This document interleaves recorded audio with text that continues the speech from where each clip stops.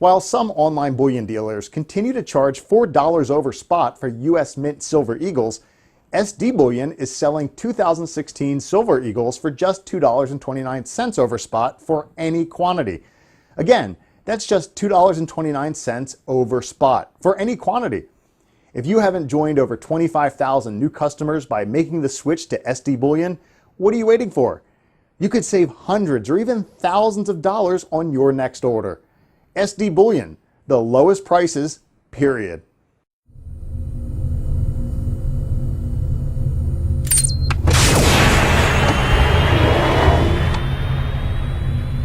This is the Doc and Eric Dubin with the SD Weekly Metals and Markets Wrap. Joining us today is a returning guest from last year, Tom Power. He's the CEO of Sunshine Minting. Tom, it's great to have you back on the show. Thank you guys for having me back again. Well, we're excited to have you back here, Tom. We can't wait to get into your thoughts on silver, wholesale market here, the supply side, what you guys have seen over the first half of 2016, and what your thoughts are going forward. Before we get into that, just a quick look and recap at the markets here. We're recording this early afternoon on Friday here Eastern, and gold in particular has had a good couple of days here, trading back all the way up to $13.50 in the afternoon here on Friday. And silver has held strong, getting back above $20 the second half of this week and tested the level overnight and bounced quite nicely off it. What's your take here, Eric, on the trading this week with, we had with FOMC and Japan and everything, and going forward for gold and silver? It certainly looks promising to me. Yeah, well, so much for the summer doldrums thesis. That's out the window. The big news this week was the FOMC meeting, and then Bank of Japan coming in with stimulus that was below expectations. And then finally this morning, we have GDP numbers that for the second quarter, Wall Street was expecting 2.6% growth, and then turned in 1.2%, and the first quarter was revised downward to 0.8% from a poor 1.1%. I mean, the statistical machinations and the seasonality adjustments and all of the various things that the government does to their statistical series is quite a show to behold. But the bottom line is that the whole idea of any kind of interest rate normalization, any time in the near term, is further out, and expectations for the Federal Reserve to be able to normalize interest rates are something that now, traders are going to increasingly price into a 2017 and later scenario. So that's what's moving pretty much all risk assets now. The dollar is declining, the precious metals are getting a bid, stock markets are going up, down, the bid is even coming to the bond market. So, I mean, it's basically a risk-on trade, and we're seeing that price through all assets, and it's pretty interesting to see. And so much for, the fiscal sobriety. we have a QE-driven market, and that's going to continue because the powers that be, the central bankers, are basically stuck. Their whole idea of how to resuscitate this economy and to bring about an economic recovery is now morally bankrupt, and more people are seeing that on Wall Street. So that has contributed to the rebirth of the precious metals bull market. And it's great to have Tom on to get his insight to see what's going on with U.S. Mint trends and so forth. Yeah, so Tom, it's certainly been a great year for gold and silver so far, especially silver. I mean, silver's up almost $7 already from the end of 2015. Last time we had you on the show was in the middle of Q3 last year. Demand was through the roof, and you were telling us you were working overtime, running around the clock, I think, to crank out those bars and rounds. So if you can give us kind of a look or thoughts on what you guys have seen at Sunshine over the first half of 2016. The trend has carried on for us right up through till probably June of this year, with the unbelievable demand and the pace at which we had to supply product. But mid-June this year, we've kind of hit the wall on the supply side. I don't know if it's because once the silver price really jumped back up into that $20 range, we saw a huge pullback on the physical demand. side of the market. And I think, and again, this is just my idea of what's going on, and talking with folks that we know, is that there's a tremendous amount of inventories, but the secondary market has become very strong. So that means people are selling and taking profits of those people that have been buying at $13, $14, $15 an ounce. Now they're seeing their opportunity to liquidate some of their positions, perhaps. So the secondary market's very strong. The primary market, I know people are running high inventories right now of newly minted products. So, and that's what we see. Some of our customer demands are down 70% on some of the new physical supply side. I think a little bit of it's because of what we see, a bit of range trading going on right now. Silver seems to be stuck in that $19 to $20 range. And it could be some of it, as Eric called it, the summer doldrums.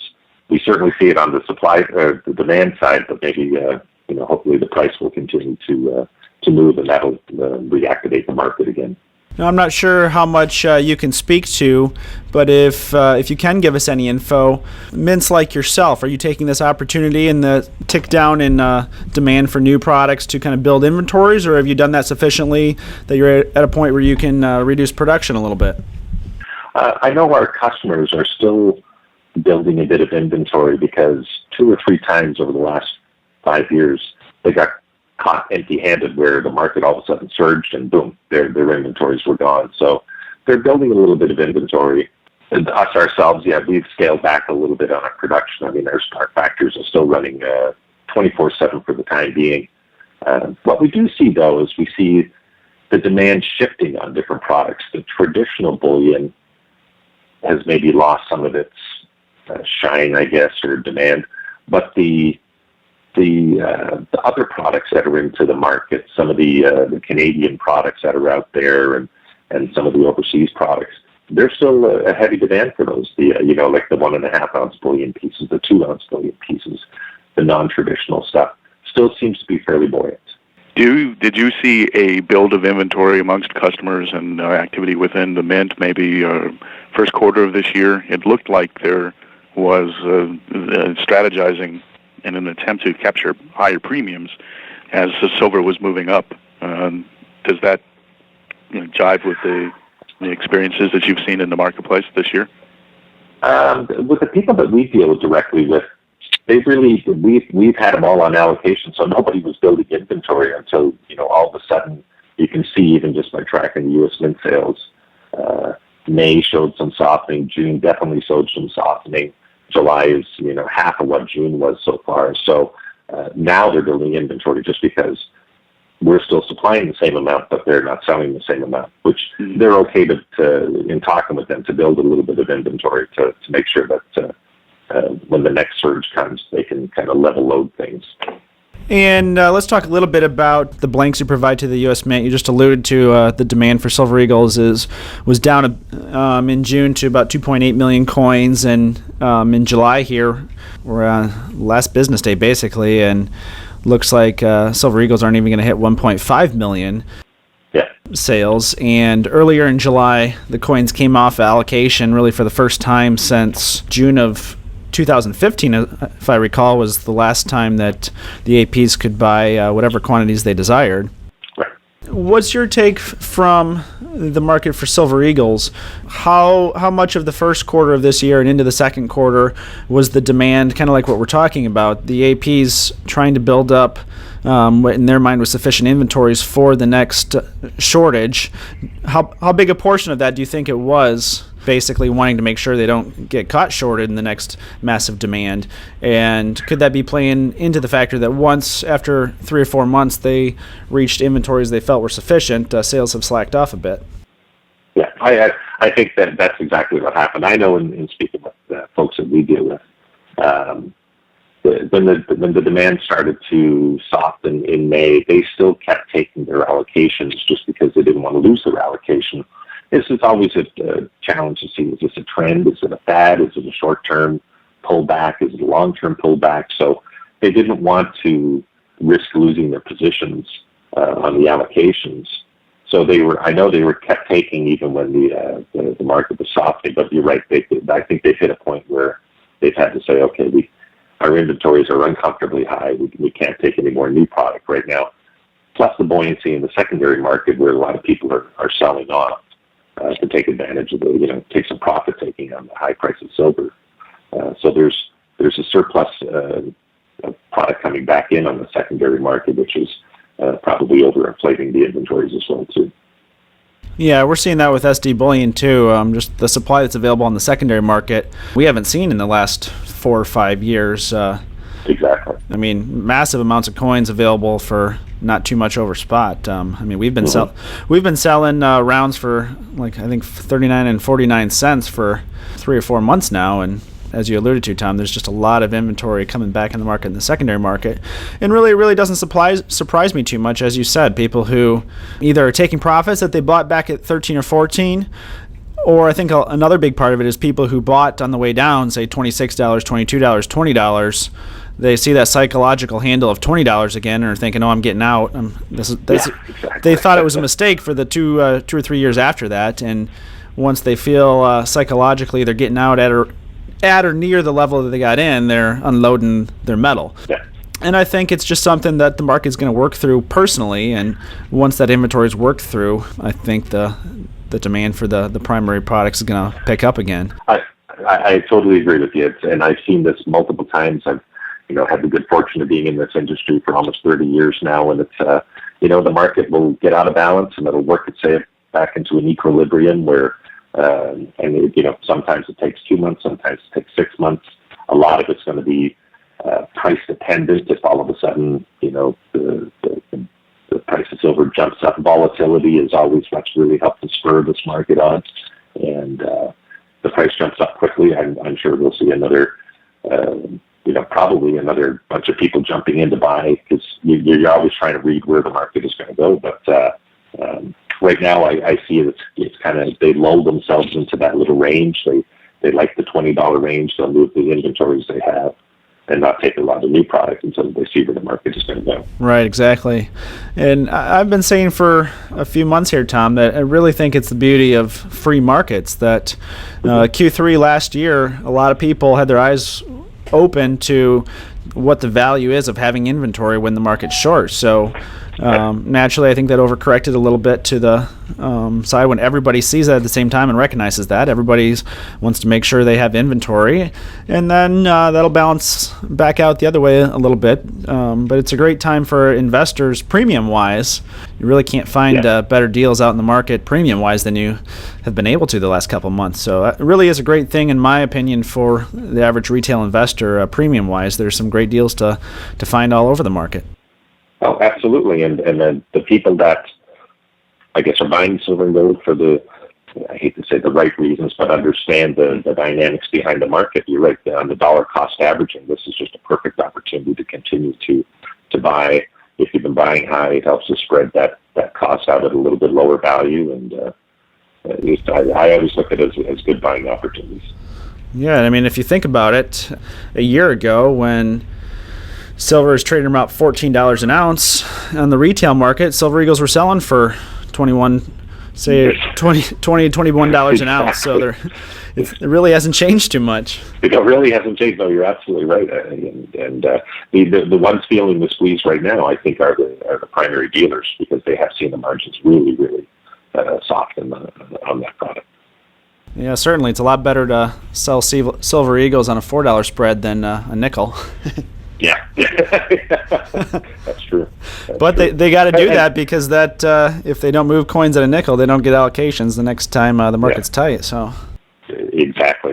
And what's interesting too is that the gold side of the market, though, still seems to be relatively robust. There's still a lot. It seems to be, on a percentage-wise, there's a lot more sales of new gold than there is of new silver, especially when you look at U.S. Mint product and other customers who deal with it.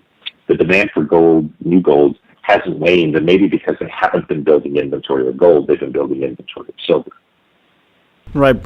It probably directly correlates. I mean, there really wasn't much of a shortage at all in Q3 last year in gold. I remember maybe about a week when gold broke below 1,100 that there was a slight delay in gold eagles and maples, but that was it. It really wasn't anything like the silver market experienced. Right. Yeah, and our sales are tracking the same way, that we can still see that We haven't seen anybody really significantly pull back in gold demand. So which is nice to see that offset. Well, switching gears a little bit to the forward-looking picture, Tom, I'm curious, have you experienced any change in your outlook as far as the ability to source silver on a going-forward basis?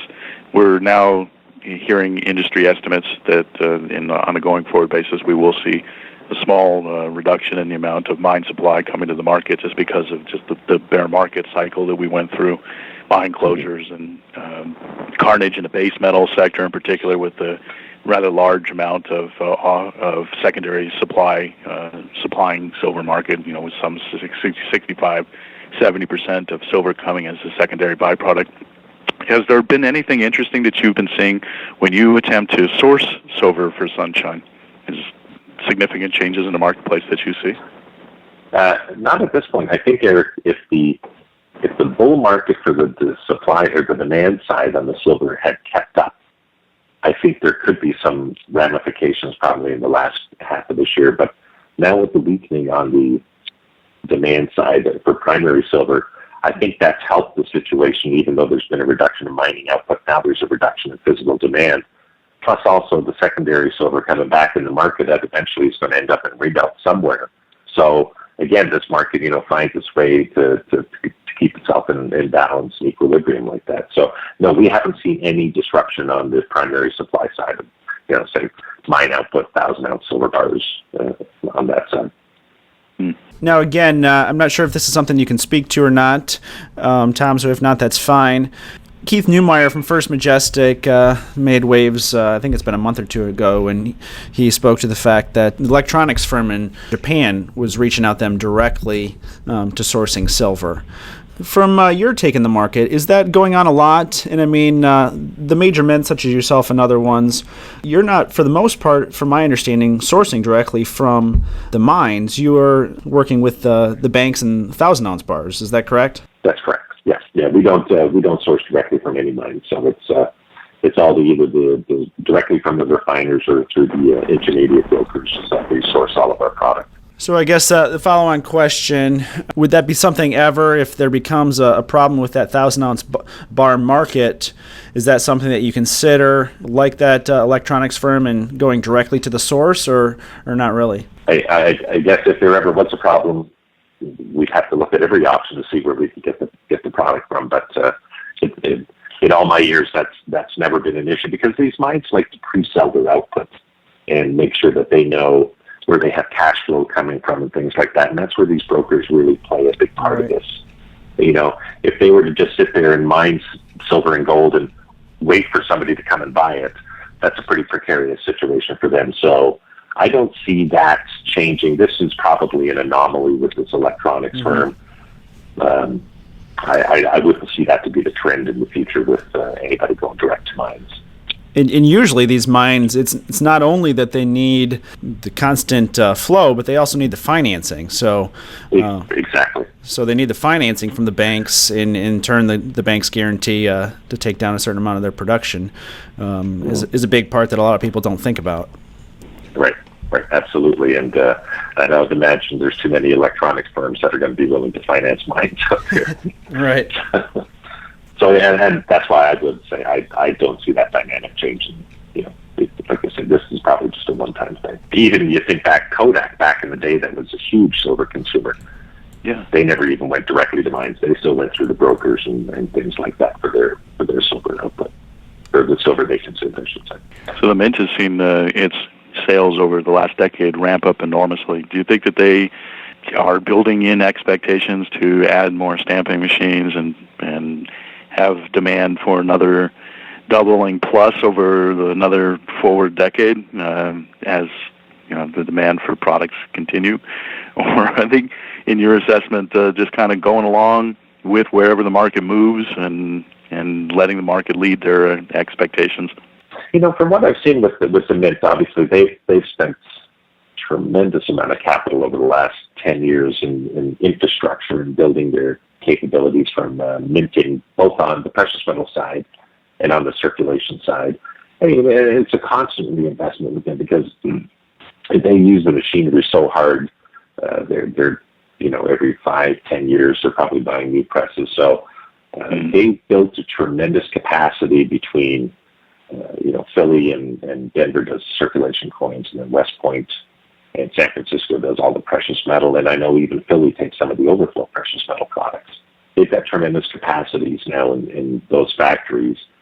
The only thing I hear about them is spinning out for newer technology, and they may get rid of some of their presses after, say, 10 or 15 years old. But I know, from what I know and what I can talk about the U.S. Mint, they've really done a tremendous job in the last 5 to 10 years reinvesting in infrastructure to make them more competitive, increase their output. They've become very tech savvy in the automation and robotics of what they've done with their output. So I don't anticipate them not continuing on that path. I mean, they're the largest mint in the world. Let's face it, and they have to, make that kind of reinvestment to hold that position. You just can't take for granted that they have these markets. So, I don't. They're going to carry on doing what they need to do to maintain their position in the market and make sure that their capacities are doing what they can do. And the other thing about the U.S. Mint is that they are space limited. Like, West Point can't grow anymore. It is what it is. It's a historic building, and they've expanded once, and I don't think they've got any more room to grow there. San Francisco is the same way. They have the space they have, and there is no more room to really to grow. And so the only way they're going to continue to grow is by being more creative with automation and things like that, and taking on new technologies. Now, as a follow-on question, Tom, last year, especially Q3 and Q4, the U.S. Mint had a lot of blowback from silver investors, quite frankly angry that the Mint wasn't producing more than 1 million coins a week, resulting in premiums of $5, $6, $7 over spot on the retail markets like we saw. So can you speak to a little bit from your perspective of the market to help explain maybe a little bit of why that's not possible to suddenly 1 week later be producing 5 million coins to meet sufficient demand? Yeah, and I think it's a term I used the last time we spoke. I call it economies of scale, and they build their outputs to meet certain demands, and also to the U.S. Mint. A lot of people forget they're still legislated what they can and cannot produce, when they have to produce it. So as the silver market's going crazy and the demand is there, they still have to produce gold. They still are mandated to produce platinum.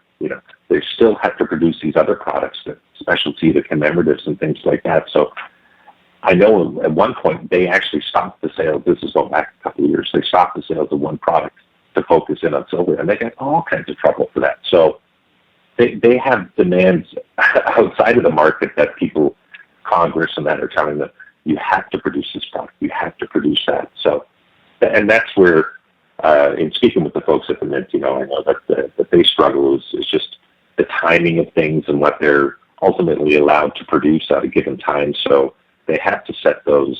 And trust me, I know they'd love to be able to produce 5 million pieces a week, but I don't think it's realistic for them, because they would do that at the sacrifice of everything else that they have to do, and then they'd be in trouble for that. So it's, they're trying to work the balance as well too, given the legislation that they and the guidelines they have to work within as well, and they're just not going to go and buy 50 more coining presses, because I can guarantee you, on a day like today, 45 of those 50 presses will be sitting idle. Right. So they're not going to spend money foolishly either to overbuild capacity. I guess the one question I had over the last year, when demand was so strong and they weren't able to produce enough coins, is the fact that the San Francisco Mint has been sitting idle as far as bullion production for Silver Eagle since 2014. You have any insight why they didn't turn the presses on in San Francisco for the last 12 months? No, I couldn't really talk to that. It's I guess that's an internal decision. Why they do that, that's up to the Mint to decide, how they allocate their labor and their workload out.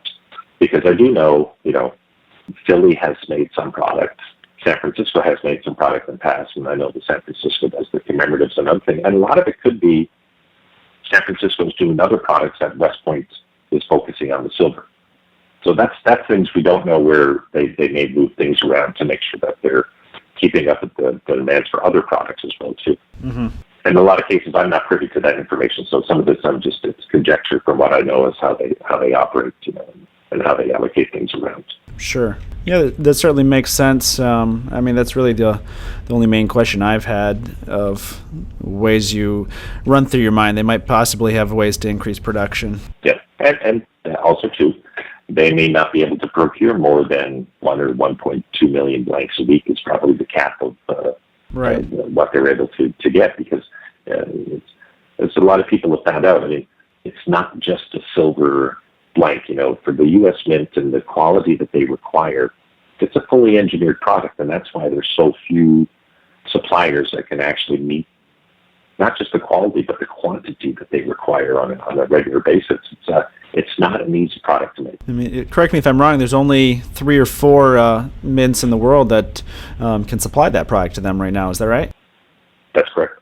And of course, they prefer to, especially with silver, they want to use local suppliers. They want to use American suppliers. So it's too cost prohibitive to ship that product in from overseas, as probably they've done in the past with Perth, and then Perth, you have to remember, is busy doing their own thing, so they may not have the capacity to supply the U.S. Mint any more product. As we've seen some news recently, the Australian coin sales have been very, very strong for the first half of this year. So they're probably busy doing their own thing and don't have time to supply any product to the U.S. Yeah, especially with their new their own bullion coin, the Kangaroo, coming online about a year ago. They've sold quite a few of those. Yeah, exactly. And like I said, it's not an easy product to make, and it's you have to be able to work within the guidelines of the U.S. government and how they do things. So I guess that's good and bad. And the good thing for the investors and for people that are buying it is that they know the quality of the product that they get is going to be absolutely spot on every time. It's just not every little mom and pop shop is going to be throwing silver blanks at the U.S. Mint for them to use. So the investors know it's a quality product. The downside to that is that limits how much can be made, because there's only a number of people that can actually make it to meet their requirements. Well, before we wrap and let you go, Tom, if you can give us our thoughts going forward over the next couple of years here, what do you see in the silver market? What do you see in the physical side? And just with all your experience with retail demand over the decades, I mean, it certainly looks from a fundamental perspective that gold and silver have bottomed and have begun new uptrends. If silver can get back above 26 and then 30, that'll pretty much confirm that. So assuming that happens, what's your outlook on the market in general, and from a mints or supply perspective here over, say, the next 2 to 5 years? Well, I can tell you, everybody's eyes are firmly planted on what's happening in November, and I think that's also playing into this too. The markets are just kind of in a wait and see mode. Where's this election going? What's going to happen? Where's the result of this going to be? And I think that's going to really play large into what happens down the road. But again, from what I know in the market, it's all about hitting the point of equilibrium. We've seen a huge demand over the last couple of years. I mean, I think the numbers are, if you look at the last 3 years or 4 years, 120 million new Silver Eagles in the market. At some point, they're going to have to come back into the market, and some of them are going to stay in the long-term play and investment. So I think we're in for, if the price stays in this range that it's in right now, it's going to be a weak market on the demand side for at least the near future. It'll hit a point of equilibrium. Will we ever get back up to those levels that we've seen in the last 3 or 4 years? I'd like to say yes. I can't absolutely be guaranteed about that, but a lot of it will depend on the economic forces that play based on after this election and how people perceive the future and what the future is going to hold for them. So I think we're in for a very interesting next 2 or 3 years, especially on this market. I couldn't agree more, and I mean, I personally wouldn't be surprised if we see the same type of fundamentals that we're seeing right now at some of those big numbers, like the $30 handle and especially $50. I think you're going to see a lot of supply come on the secondary market at $50, and I think it'll take silver a little while to work through that. I mean, I personally believe silver is ultimately going higher than that, but realistically, it's going to take a while to work through all the investment products that's going to come on the market, on the secondary market at that level. Right. Yeah, there will be a tremendous amount of profit taken as this hits, it creeps up another $1, another $2. But once it starts going from there, then people are, you'll see people will go, wow, this is, if they see it as a trend, they're going to want to jump back into the market, and that'll cause the demand to start surging again. Yeah, once the psychology shifts from I need to get out of my underwater trade to holy cow, the train's leaving and I need to jump on the train. It's a 180 degree switch in sentiment. Yeah, for sure. All right. Any last thoughts for our listeners, Tom? No, like I said, it's I think this November is going to be a very telltale for what's going to happen in these markets. There's a tremendous amount of inventory, but there's a lot of great products that are out in the market right now too. I know the mints are working hard to come up with some creative new ideas and new products. And, the people that understand the silver and gold fundamentals, my suggestion is use this as a buying opportunity. Keep buying. It's still a tremendous market out there, tremendous products that these people are putting out. And I think that's just going to bode well for the long term for this market as well too. All right. Well, Tom, thanks once again for joining us today. It's great to have you back in the show. All right. Thank you, gentlemen. Thanks. All right, for the doc, Eric Dubin and Tom Power of Sunshine Minting, thanks for tuning into this week's SD Weekly Metals and Markets.